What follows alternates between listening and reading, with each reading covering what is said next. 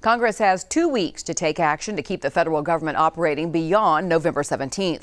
Both sides agree another stopgap funding measure is needed, but they do not agree on what those specifics should be. Alex Cameron is following the developments from our News on 6 Washington bureau.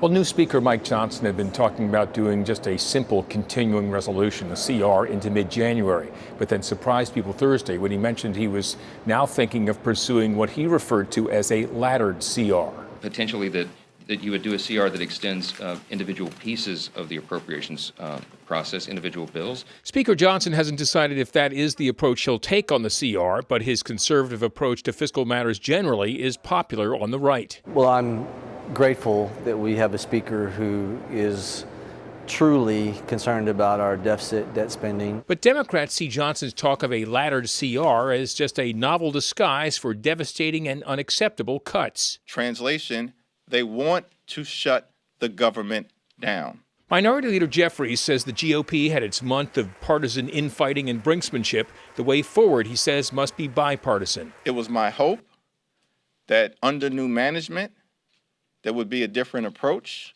and that remains to be seen. I don't believe we'll have a government shutdown. Frank Lucas is both an optimist and a realist. He realizes governing, especially with the GOP's razor-thin majority, takes hard work and cooperation, both in short supply the last month, he says. Instead of squabbling, we should have been doing our work.